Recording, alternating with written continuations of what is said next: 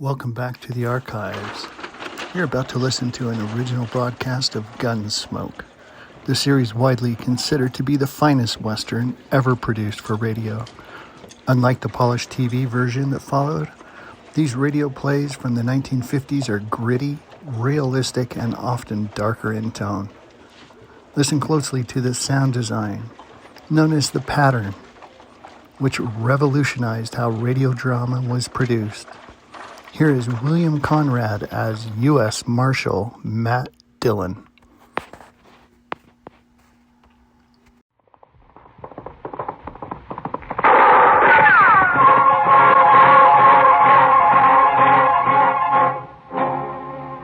Around Dodge City and in the territory on West, there's just one way to handle the killers and the spoilers, and that's with a U.S. Marshal and the smell of Gunsmoke.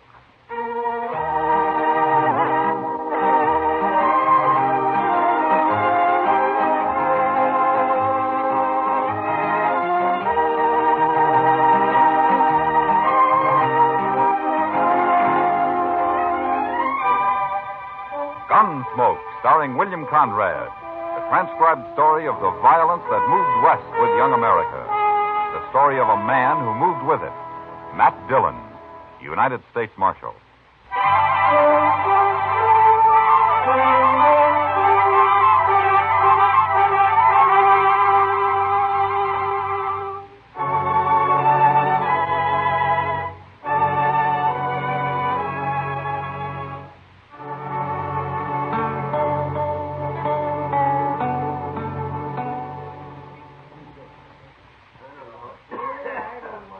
That's Harry Pope over at the bar there, Mr. Dillon. A little short fellow. Ah. Where'd he tell you he's from, Chester? Boston. Or near there. Ah, he's a long way from home. Yes, sir. Well, it seems his wife died, and he wanted to move somewhere else. So he come out here about 4 months ago and built himself a little sod hut out on the prairie. Planted some corn, and now he's trying to raise a few hogs. That's all. And he's scared to death, huh? Yes, sir. That's what he told me. Well, if he's going to live out here, he's got to learn. Mr. Dillon, why don't you talk to him? Maybe you could explain it to him. I'll call him over, huh? From what he's told you, I don't think anybody could explain it. It's all in his head. Harry? Hey, Harry, come here. Hello, Chester. Oh, Harry. This is Marshal Dillon, Harry Pope. How do you do, Mr. Pope? Why don't you sit down? Nobody ever called me Mr. Marshal. All right. Chester tells me you've been worried lately. It's the Indians, Marshal. They come scratching around at night, and they hoop and holler some, too. Yeah, I know. Tell me, do they do this every night? No, sir. But maybe once a week they do. Ah. Well, what makes you think they're Indians, Pope? I can hear 'em, that's why. I got a good stout door, or they'd have been in on me long time ago. You know what coyotes sound like? They ain't coyotes. I can hear 'em talk. Oh?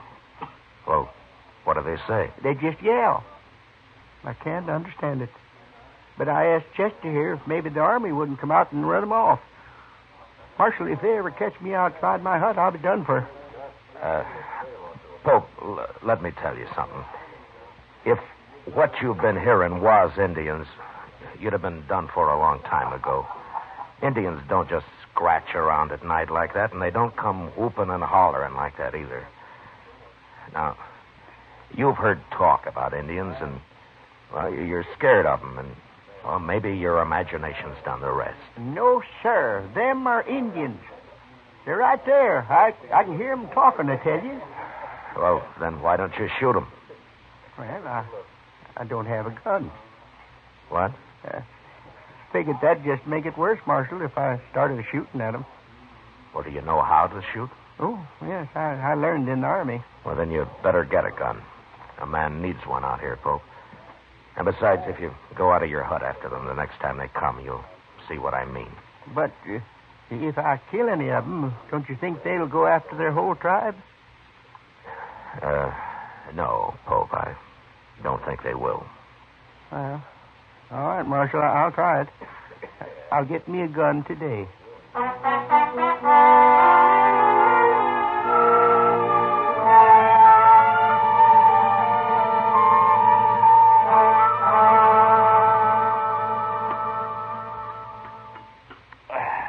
Oh, say, that was good. I was hungry. Oh, and I nearly forgot, Matt. Chester said not to wait for him. He'd have supper later. Oh, what's he doing, Doc? He's talking Talking. to a girl, Matt, and a pretty girl.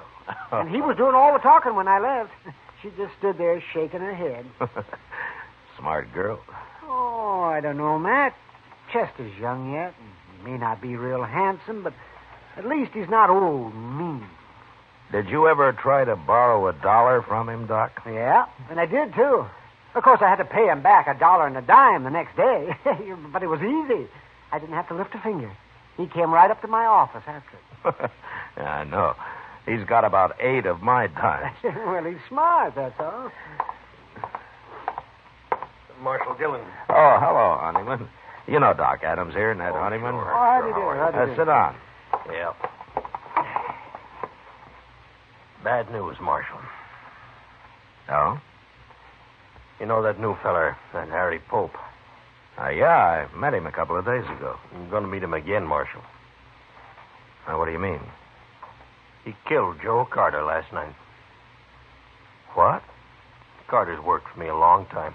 One of the best friends I ever had. They buried him this morning. Well, where did this happen? Did they have a fight? Pope shot him in cold blood, that's all. Out near that hut of his. Blasted Easterner. I'm looking forward to seeing him hung.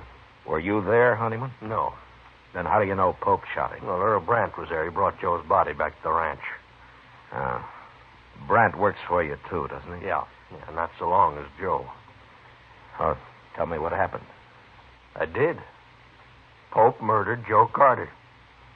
They was riding by that dirty little sodbuster's hut last night. He come out and he shot Joe and he killed him. Well, maybe it was a mistake, honey. Oh, you don't kill men by mistake, Marshal. Well, now you going to arrest him? I'll ride out first thing in the morning. He might run. No, he won't run. He wouldn't know how. Yeah, I guess that's right. Okay, Marshal.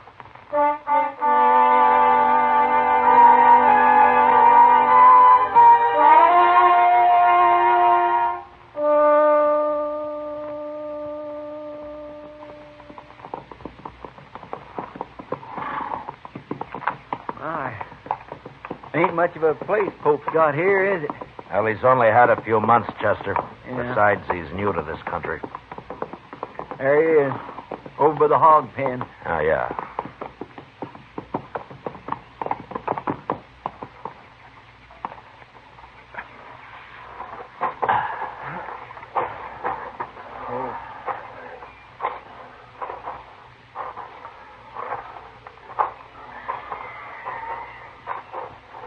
Hello, Marshal. Chester. Oh, Harry. Pope? Marshal? They was back again, all right. Night before last. Who was, Pope? Them Indians. But I came outside and shot at them, like you said, and they rode off. I just hope the whole tribe don't come out after me now.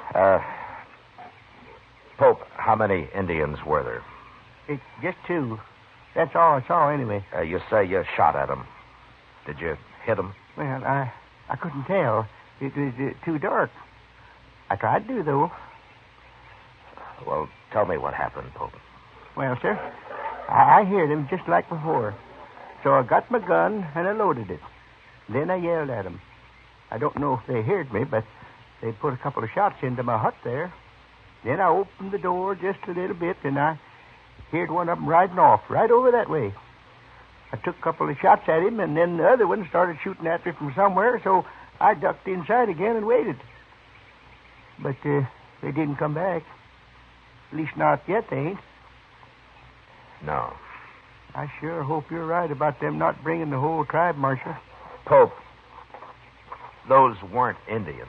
Oh, Marshal, why do you keep saying that? I know better. They were 2 men who worked for Ned Honeyman, and one of them, Joe Carter. You killed. What? Earl Brandt was the other man. He took Carter's body back to the Honeyman Ranch. He did? I'm afraid you made a bad mistake, Pope. Oh, but how do you know about this, Marshal? Ned Honeyman told me. He could be lying. Honeyman has his faults, but lying isn't one of them. Then you believe I killed that man? It looks that way. Well, I don't know what to say, Marshal. Pope, has there been any trouble between you and these men? Oh, no, sir. No, I hardly know them. They've ridden by a few times, that's all, but I wouldn't have shot at them if I'd known who they was. Except it couldn't have been them. They were shooting at my hut first. Oh, it just don't make any sense at all. I think he's telling the truth, Mr. Dillon. You going to arrest me, Marshal? Well, the Indians that you've been hearing around your place don't exist, Pope. Indians just don't act that way. And well, I believe you think you've been hearing them. Maybe it's getting worse with you. And so the other night you heard those men riding by and, well, you just started shooting. You think I'm crazy, don't you? I don't think you intentionally murdered Carter, if that's any help. Then you're not going to arrest me? No, I'm not. Maybe we ought to go talk to that fella, Brandt, huh? No, it's better if they come to us, Chester. And they will. He and Honeyman both. Okay. Now, don't get scared and try to run, Pope. You wouldn't get very far. I won't, Marshal.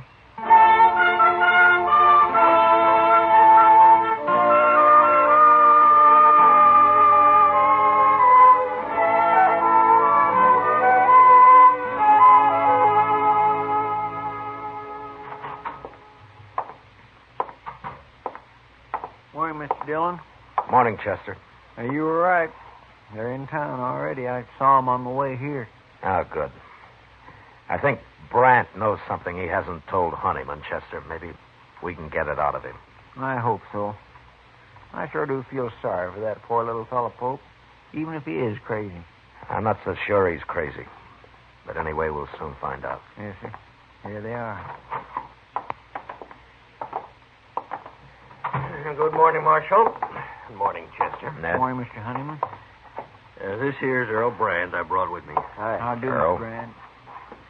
Marshal, I figured you'd want Brandt's report from the tribe. Me and Carter was good friends. I aimed to see that Yankee sodbuster hung.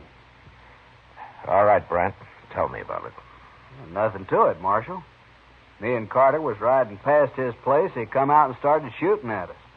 He killed Carter, and I took a couple of shots at him and drove him back inside that hut of his, and I packed Carter onto the ranch. Will you swear to that in court, Oh, Brandt? of course he will. Well, why shouldn't I, Marshal? That little murderer been telling you something else? Yeah? He thought he was shooting at Indians. What? Oh, that miserable Now, dog. you weren't there, Honeyman. How do you know what happened? Well, Brandt told me what happened. Who else would have shot Carter? Brandt, why do you think Pope shot at you? I don't know, Marshal. He's crazy, I guess. Is that all? Well, that's enough, isn't it, Marshal? Look, he killed Joe Carter. Now, what difference it makes? The difference between murder and something else, Honeyman. Well, bring him in here and ask him.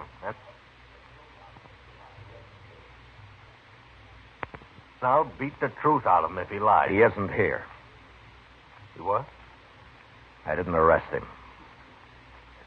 Well, why not, Marshal? He said he thought they were Indians, and I believe him. You mean you ain't going to arrest him at all? Not until I find out what this is all about. Well, I told you what it's all about. Come on, Honeyman, let's get out of here. Oh, wait a minute. Marshal, no man can kill a friend of mine and claim he thought he was shooting Indians. Now, what's the matter with you anyway? You think I'd let anybody get by with that? Carter was my friend, too. If the law won't see justice done, we will. Now, I'm warning you. You try to kill Pope, and I'll arrest you. And if you do kill him, you'll hang for it. Well, I always thought you was a good man, Marshal. And I always respected you. But now shut up, Ned. Brandt, why don't you tell the truth? Whatever it is, why don't you tell it? We're wasting time. All right. My guess is you and Carter have been hounding that man, making him think there have been Indians after him. Now, why? Were you trying to drive him out of the country? Why, Brandt? Your talk gets crazier all the time, Marshal. I'm leaving, Honeyman. For the last time, Marshal, you going to do anything about Carter's murder? It wasn't murder, Honeyman. Don't you see that now? He's dead and Pope shot him. That's all I know. That's all I need to know. Come on, Brandt.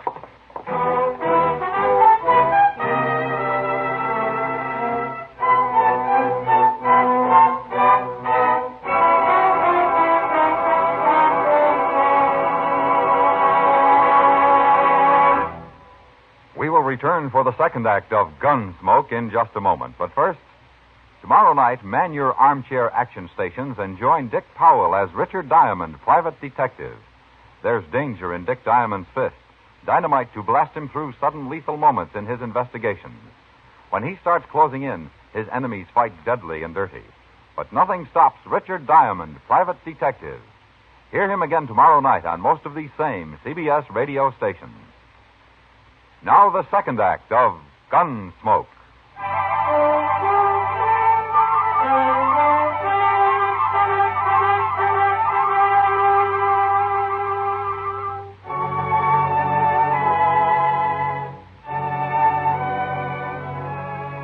That afternoon, I rode out to see Pope. It was a bad situation, and I did a lot of thinking about it. There was only one solution I could figure out, and I wasn't sure it'd work. I found Pope weeding the few miserable rows of corn he'd planted out in front of the small bluff against which he had his pig pens and his hut built. I got down, walked over to him. Well, Marshal, have you changed your mind? No, I haven't. Good. Look, Pope, I don't know why they did it, but Carter and Brandt were the Indians you thought you heard. They were trying to scare you for some reason. I know. What? Well, I've been thinking a lot about what you said, Marshal. And I figure you know what Indians are like and that you wasn't lying to me. So it must have been Carter and Brandt. Well, have you thought of any reason why they were doing it? No, sir. None at all. Honeyman and Brandt want you arrested, Pope. You going to do it? I have no reason to. But they're threatening to take it into their own hands. Can't you stop them? I can't arrest them for talk. Listen, Pope. Now, you won't like this, but it'd be better if you left here. Now, it isn't your fault, but you've got enemies now, and you'd be a whole lot safer somewhere else. No. No, I won't leave. Let him come. I'll fight it out with him. Well, it'll just mean more bloodshed. Yeah. Like you said, Marshal, it ain't my fault. And the man's got a right to defend himself. Yes, I know. But you won't have any peace here. You'll start jumping at shadows. I won't leave, Marshal. Well, all right. But think it over anyway. I have. I'm sorry about this, Pope. Thank you, Marshal. So long. Goodbye, Marshal.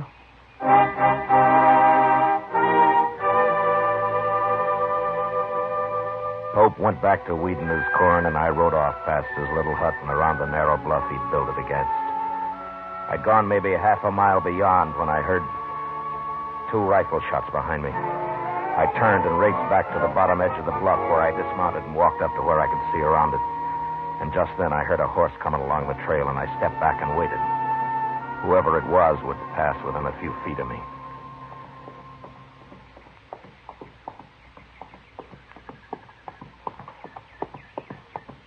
I got the drop on you, Brandt. Don't shoot. Now keep your hands up. Now throw one leg over and slide off. Slow.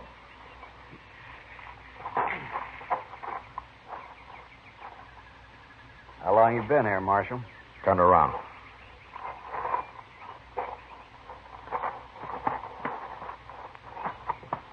All right, you can put your hands down. I might as well tell you, Marshal. I just shot that Yankee sodbuster. Well, that's something to be real proud of, Brandt. He killed a friend of mine. Pope meant no harm to either one of you. What were you trying to do to him, you and Carter? We were just having a little fun, that's all. Fun. There's no use lying now, Marshal. There never was. Well, we'd have a drink or two and ride over now and then, give him a few war whoops. He'd just sit in his hut and shake. One night I sneaked up the door. I could even hear him crying inside. He was sure scared that time. Now, that must have been a lot of fun. Not as much as next day when we'd ride back and hear all about how the Indians were after him. I even wanted the army to come out and run him off. I know. It'd been all right if he hadn't gone and bought himself a gun. I advised him to. You did. I'm sorry if I spoiled your fun, Brandt. Carter's dead because of you. Does Honeyman know about this? I told him I was going to get Pope, is all. And he agreed? He just said he sure hoped somebody'd get him. All right, Brandt, let's go bury him. I ain't going to bury him. Let him rot. You'll bury him. Or I'll bury both of you. Now, you take your choice. You mean that, Marshal? Get moving. Sure.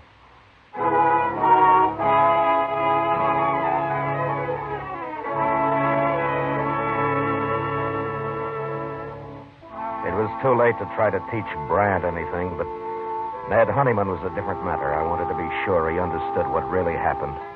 Otherwise, he'd spread the word against me and against the law. And there were a lot of men who'd be glad to listen to him. We buried Pope near his little hut and then rode into Dodge. I kept off Front Street and rode up to the jail from the rear. Chester was waiting inside. My gracious, Mr. Dillon, I thought you'd never get back. Hello, Mr. Brandt. Lock him up, Chester. What? He murdered Harry Pope. Then I'll gladly lock him up. Right back through that door, Mr. Brandt. Yeah. He says Honeyman's still in Dodge. Have you seen him, Chester? Well, Doc saw him over at the Alfraganza a little while ago. I'll be over there, then. Yes, sir. All right, Mr. Brandt, you just head on back.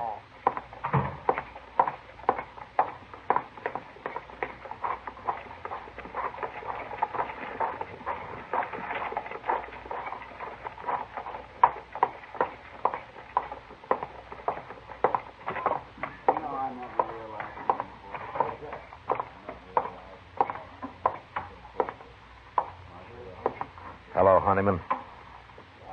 What do you want, Marshal? I want to talk to you. I don't want to hear it. No, I don't think you do. What? I've been talking to Brandt. He's told me the whole story. Where is he, anyway? He told me that he and Carter have been having fun, as they called it, with Pope. Making him think they were Indians. Well, you told him that this morning. He admits it now. I don't believe it. And even if they had, is that reason enough to kill a man? Pope was acting in self-defense. He wouldn't have shot Carter otherwise. It was a mistake. But Carter brought it on himself. I don't believe it. Honeyman, do you want the law in this country or not? Well, maybe that depends on who's represented. It doesn't matter. The law's the same. Well, now the law says you can't kill a man and go free. Now, don't it? It says you can't murder a man. Well, who decides which it is, Marshal? You or me? I'd like you to decide this time, Honeyman. You mean that? Yeah. All right, Marshal. You go and arrest Pope and get him hung. That's how I decided.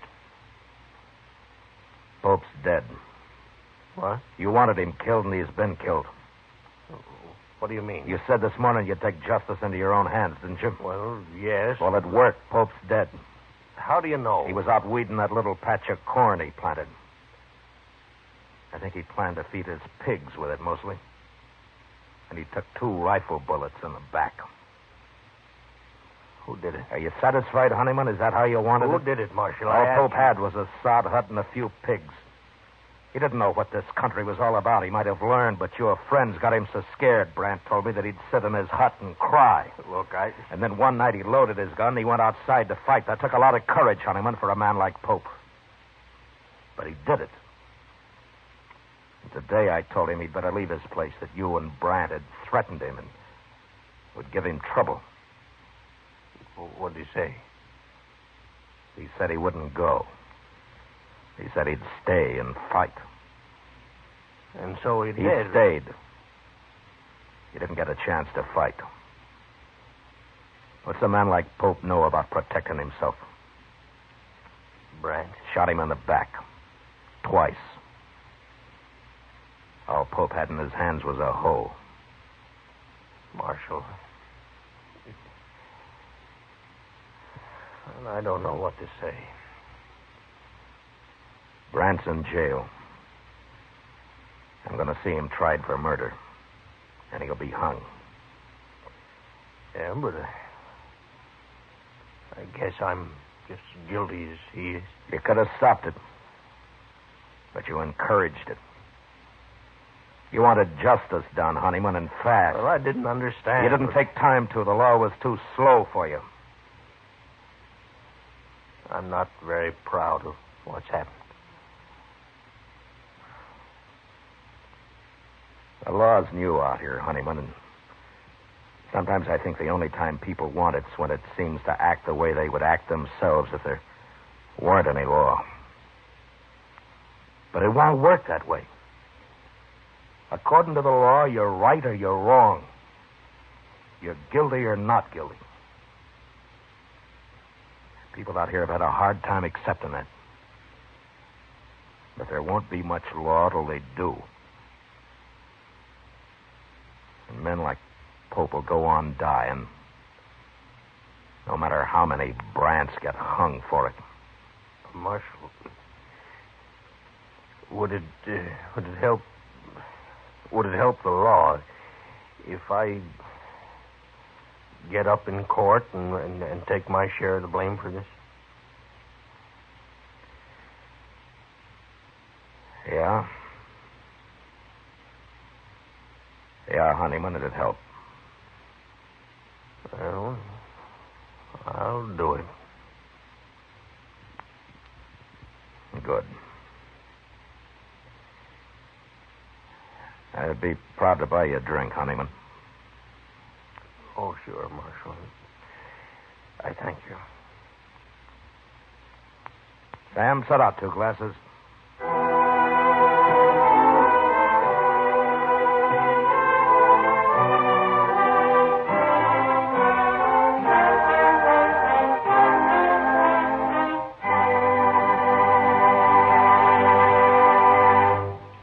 Gunsmoke, transcribed under the direction of Norman MacDonald, stars William Conrad as Matt Dillon, U.S. Marshal. Tonight's story was specially written for Gunsmoke by John Meston, with music composed and conducted by Rex Corey. Featured in the cast were Lawrence Dobkin as Ned Honeyman, Ralph Moody as Harry Pope, and Harry Bartell as Brandt. Harley Bear as Chester, and Howard McNear as Doc. Gunsmoke has been selected by the Armed Forces Radio Service to be heard by our troops overseas.